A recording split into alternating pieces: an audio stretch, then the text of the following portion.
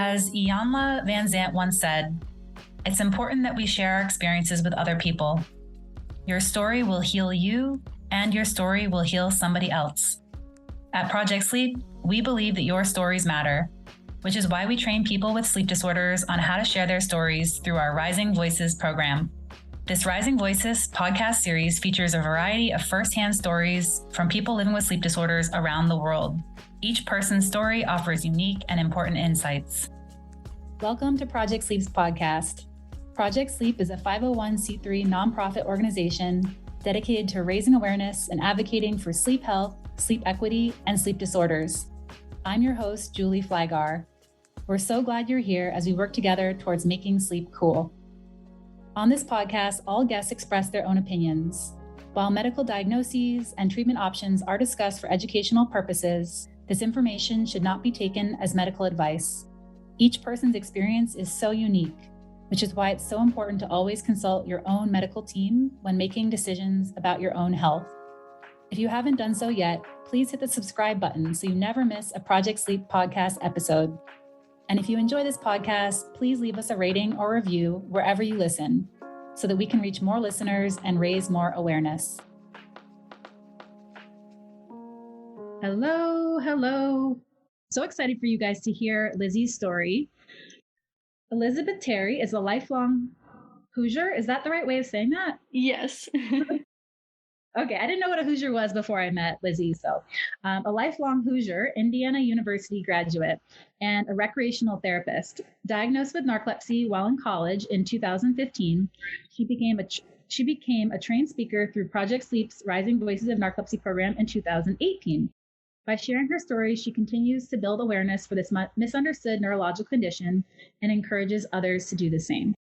So with that, Lizzie, I'm just so excited to turn this over to you. Thank you so much, Julie. I've lived in Indiana my whole life, and I grew up playing in a big backyard with my little sister, Sam, and our very fluffy dog, Connor. I was also really crazy about horses, and I think it started with some books. But then on the first day of third grade, I met this girl who also happened to love horses. And she was the one who helped me convince my parents to get me into riding lessons.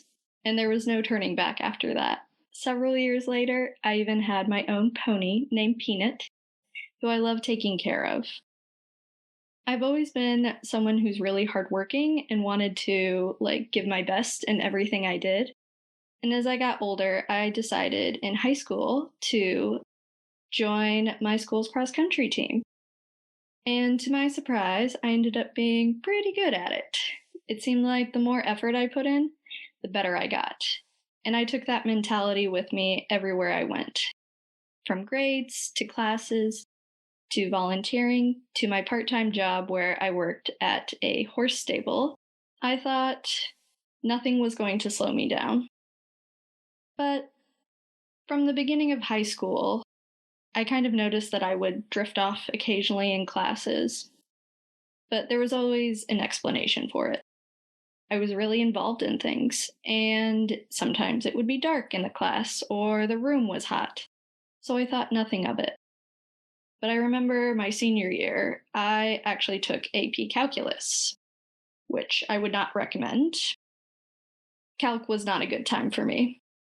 I remember one class where I always sat in the very back behind one of my best friends. And I remember in this class thinking to myself, Lizzie, get it together. Why can you not stay awake? I had water. I had snacks. I was pinching myself. And I told my friend Shannon, if I'm falling asleep, please tell me. Next thing I know, she's jabbing me in the cheek. And I look up to the front of the class where my teacher is standing there and tells me, how nice of you to join us, Miss Terry. Maybe you would like to work on getting some sleep outside of my class. And I was mortified. I'm really high achieving. I'm not someone who just wants to fall asleep in class. Even so, I brushed it off. I continued to survive calculus. But there was this other thing that happened, completely unrelated. I, like I said, ran cross country, but I also ran in track. And my junior year, as you're getting ready for track season, we start conditioning in the winter. And I remember one run where we had gone out, we'd had a lot of snow, and the snowplows must have piled all this snow up. But I thought it would be a great idea to run on top of the drifts that had been piled up. And all my teammates were doing it too. We were laughing as we were like falling in and out of the snow. But all of a sudden, I fell deeper into the snow. And I remember one teammate telling me later that they didn't know where I had gone. And I sat there for a second. And even though my feet had like been falling in, this time my knees were like folded up under me. And I felt like I couldn't get back up. My legs didn't want to move. Even so, I was able to get up a few seconds later and continue on with my run and the rest of high school. I was on to bigger and better things, going to college at Indiana University. I was so excited to be studying nursing. But the whole drifting off in class thing continued to follow me to college. And at the end of my freshman year, my grades were not what was needed to get into nursing school. I had a choice. Either I wanted nursing and I would need to transfer somewhere where I would be able to get in a program, or I wanted Indiana University and I need to change what I was studying. I chose IU and I found occupational therapy, but I still needed a major for undergrad. And as an advisor was speaking to me one time, he told me about recreational therapy. It sounded pretty similar to OT, but the real big draw was that it had this component where you needed to get 320 hours of related experience outside of class. And a bunch of the classes had components where we were out in the community actually doing things related to recreational therapy. And I was all for more time outside of class. As I learned more about recreation therapy, I came to this understanding that if you think of physical therapy, you're trying to rehab the body. Occupational therapists are trying to help you rehab with things that you need or have to do, like cooking or getting dressed. And recreational therapy uses the things that you want to do to improve your quality of life. After my sophomore year, I was able to do some really cool things, like volunteer at Camp Riley, where I was working with kids with disabilities. And I even got to participate in some cool stuff, like wheelchair basketball. Going forward, there was this other really strange thing that happened. I noticed that as I was walking home from my classes, sometimes my legs felt like they wanted to give out. I'd count my steps all the way home, and by the time I would get back to my dorm, I'd shut the door and just lay down on the ground, backpack and all. I'd think back to my walk, and I knew the route I had taken, but I didn't remember the walk itself. I felt like I was glued to the floor there. It was a really weird feeling. But the only thing I could concentrate on was the slow rise and fall of my breath and the carpet on my cheek. And usually I ended up falling asleep there. Junior year, I was going to be busier than ever. What you might have seen on my social media at that time was me going out and working at a therapeutic riding stable, helping kids with disabilities. You might have seen me when I was doing dance marathon in November with other women from my sorority. Or I might have been posting about programs I was doing as an RA, like helping with a banquet that we put on for our residents in our dorm. And I was still on the equestrian team. At the same time, there was a whole nother journey going on. In September, I was still trying, at this point, to go to grad school for occupational therapy. So I was job shadowing at the local hospital with an occupational therapist. I had to be there at 8 in the morning. And I remember one of the times early on that I went, we had went into this small room where the occupational therapist was working with another woman. I was literally standing behind her, so she couldn't see me. but the patient was. I could tell that I was starting to sway back and forth, and my eyes I couldn't hold open to save my life. Suddenly, the patient says, "You must not have gotten much sleep last night," and I jolt upright, completely embarrassed at once again being called out for not being able to stay awake in spite of my best intentions. At that point, I thought, there probably might be something wrong.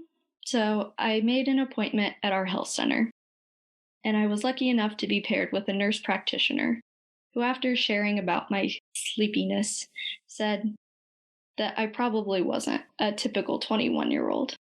She was supportive of finding me answers, though, and by the time December rolled around, I had a sleep study while I was home on break. In January, I came back for classes early, and I got a phone call. They had the results of my sleep study, and I was so excited. I was finally going to get answers. But as I talked to the woman, I asked her what she can tell me, and she says that we know something is wrong, but we don't know why. It could be anything from epilepsy to narcolepsy to a brain tumor. And at that, any excitement I had been feeling dropped out from under me. I just wanted to be alone. I went somewhere a little more secluded, asked her a few more questions, and didn't get many answers. Towards the end of our call, the woman basically said that I would need to wait until I made an appointment with a neurologist. At that point, I weakly thanked her and hung up, unsure of what to do with this information. It would be another month before I got any answers. But around the middle of February, I finally had an appointment with a neurologist. I remember going in on this cold gray day all by myself. But within 5 minutes, the neurologist told me that I had narcolepsy with cataplexy.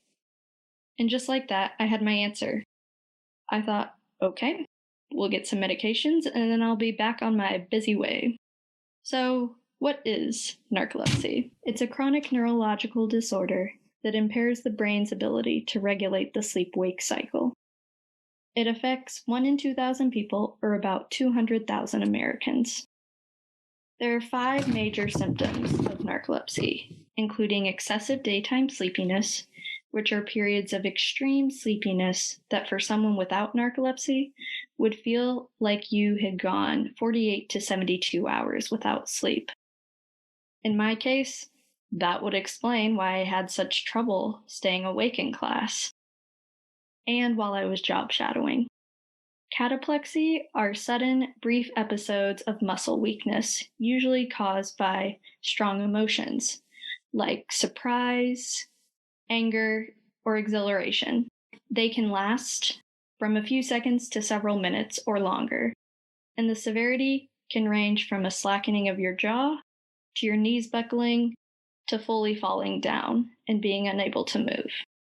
An important note is that someone's completely conscious during this.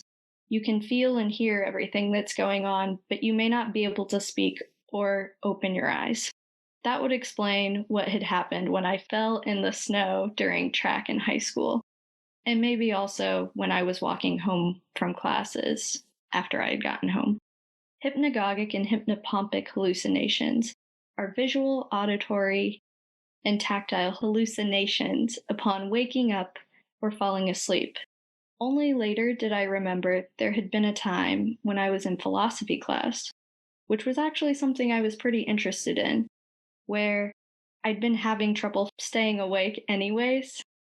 And I remember my professor standing to the side of about this 100-person or so lecture, going through his slides, and the lights were off. And then all of a sudden, he flips them on. He goes to the center of the stage and stares right at me, asking me a question. I had looked down at my very unhelpful notes and could feel everyone's eyes coming on me.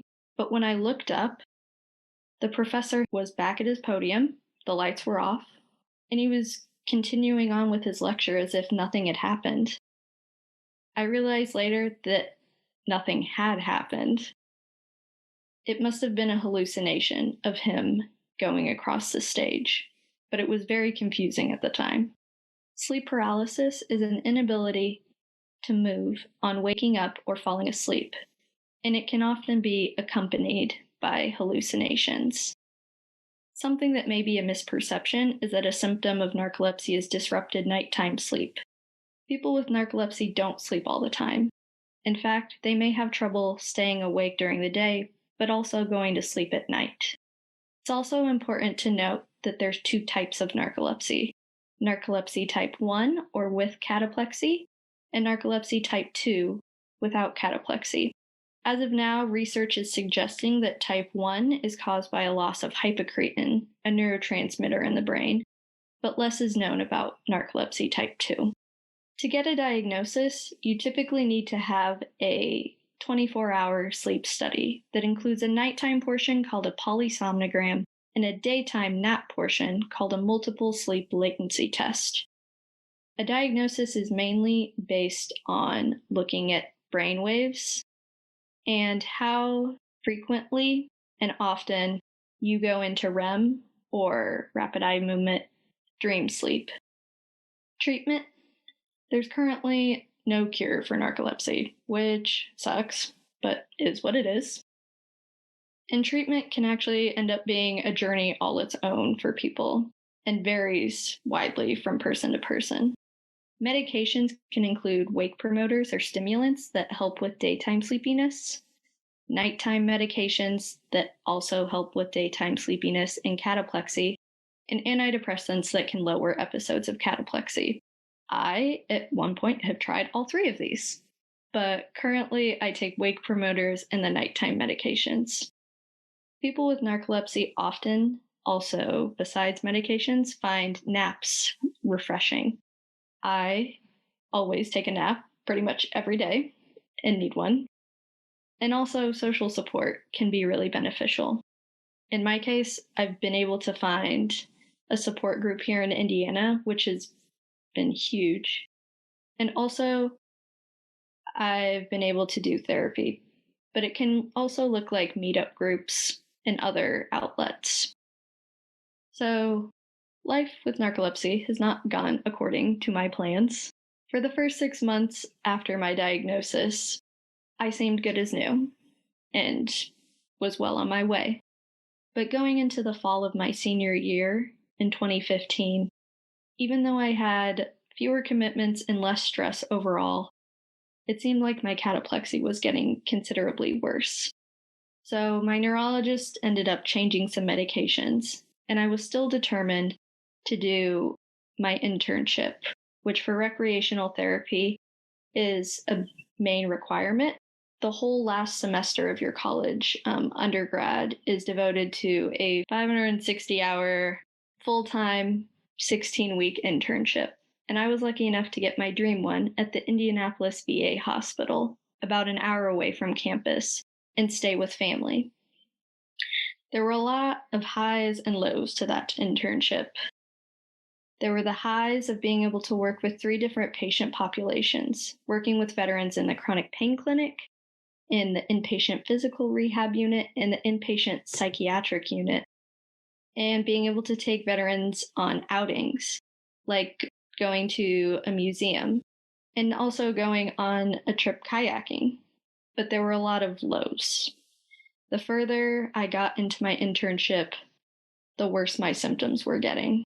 And I was spending more time scheduling doctor's appointments trying to figure out why it was that my symptoms were getting worse. At one point, I talked to my academic internship supervisor, and he told me that if I didn't complete the internship at this point, I would need to redo the whole thing, and I wouldn't be graduating. I remember writing in my planner one day that if narcolepsy could be something that I didn't have to devote 75% or more of my waking time to, that would be great. I miss worrying about mundane things. The last few weeks and month of that internship are a blur, but I was able to graduate, and that was a really good day. I had no symptoms that day. It was sunny, and I was so proud of myself for just surviving. After that, I moved home, where I was going to be spending time adjusting my meds again and trying to find work. It did not go quite as quickly as I wanted. But in September of 2016, I was able to get my certification and become a certified therapeutic recreation specialist, which I thought would be my ticket to finding a job. Unfortunately, that did also not go according to plan. And I struggled with the fact that I was still living at home while a majority of my friends had started on with their lives, moved to different states, had jobs, and I felt like I was the only one still stuck. But by the time July of 2017 rolled around, a lot of things had changed. I had found a support group here in Indiana that I mentioned earlier, and I'd been able to go on a few trips with them. I'd also been in therapy for a little while at this point. That was something I had been more open to, I think maybe because I was a therapist.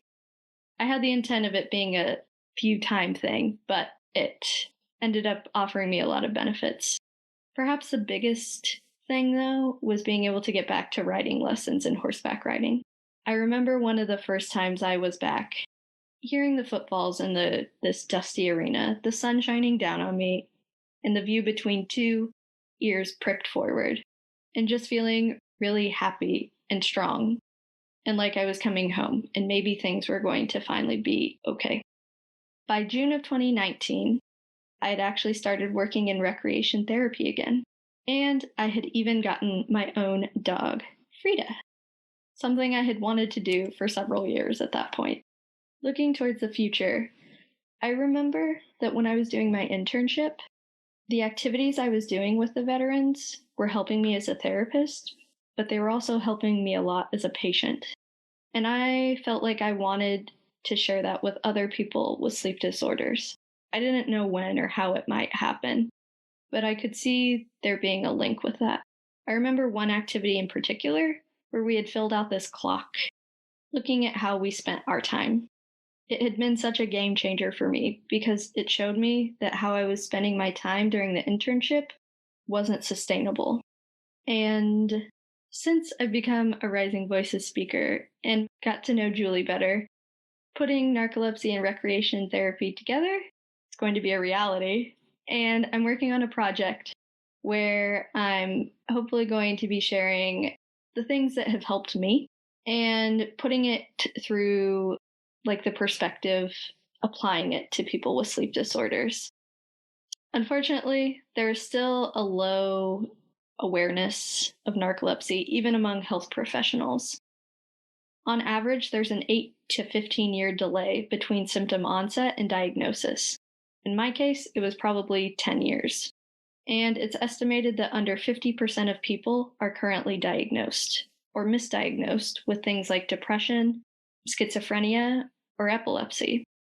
Since going through the Rising Voices program, I've had the opportunity to speak at some cool places, like with medical students, nursing students, talking with some of my representatives, and even involving Frida with World Narcolepsy Day.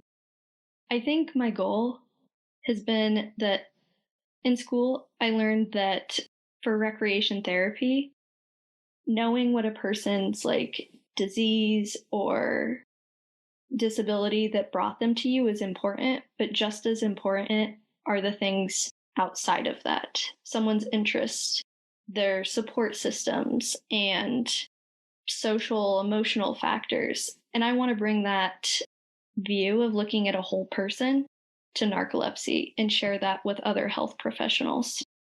And Rising Voices has been a real game changer for me. Thank you guys for listening. Great job. Thank you so much. I am a little bit emotional over here. That was just so powerful. So I guess we will start with a few questions. Anna asked a question for you. Anna asked, how has recreational therapy impacted your narcolepsy treatment? I don't know. When I was going through like recreational therapy in school, like I didn't see like sleep disorders represented. And it really has motivated me to like advocate for rec therapy being a possible option for people with sleep disorders because I didn't remember that being seen. And it's also really helped me in how I've grown I guess because having the perspective of being like a therapist, it can be kind of like frustrating because I know, oh, this would be good for me, but it can also be challenging. I don't know if that. Yeah. It's often easier to give advice than to take it sometimes. Yes. I think that is such an important thing to bring to the front. The first thing you said about how you didn't see people with sleep disorders like represented probably in like the research, and that I think for any type of therapy, really, even like talk therapy, it's not like you get a diagnosis of narcolepsy and anyone says to you, like, so you're about to have this life-changing thing and you deserve social support or therapy, or it's just not really part of, it's like medication. Yeah. Good luck. So I just love what you're bringing to this community so much. So Lizzie has been working on creating a new resource. It's kind of like I'd call it like a workbook sort of, that will be for people with narcolepsy, maybe sleep disorders in general. Actually, I don't know. And it's just like a lot of those cool tools that she just described. I'm really, really excited about that.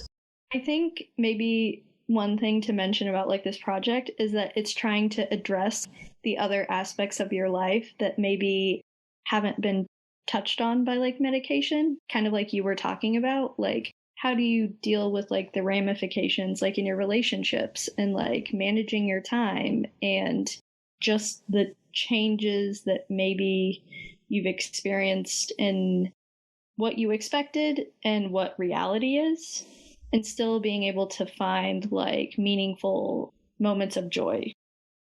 You have given quite a few presentations as a Rising Voices speaker. So I remember you telling me about your initial presentation at a high school. So tell us about that.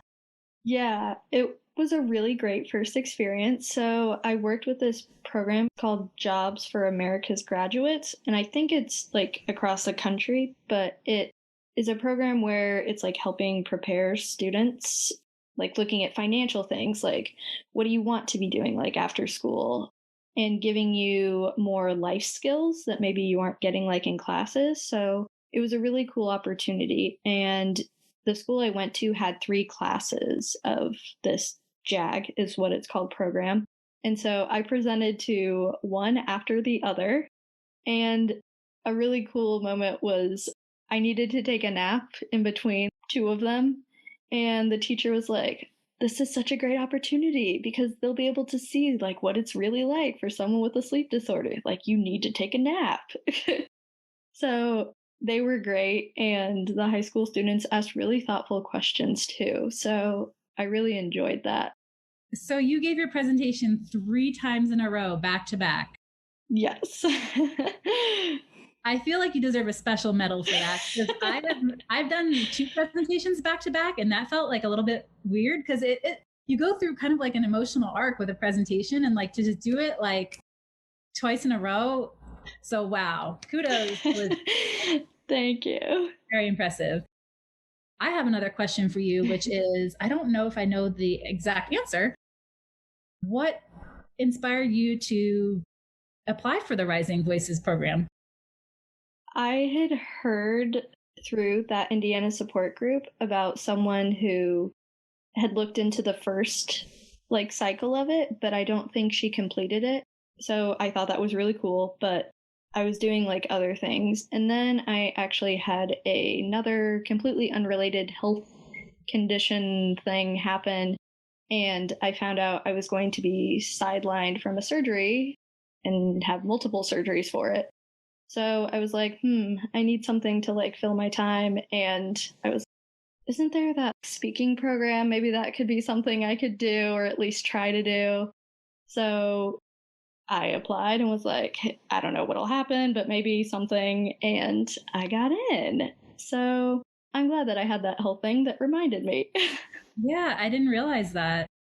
That also just goes to show how complex, I mean, not only are you dealing with narcolepsy and cataplexy and trying to get all your treatment in line for that, but you're also dealing with another health issue. I'm glad that that made time for Rising Voices, because it's just been so incredible to have you part of this community. Thanks. So with that, we will go ahead and say thank you to Lizzie again. Great job. We're so grateful for you and proud of you. Bye.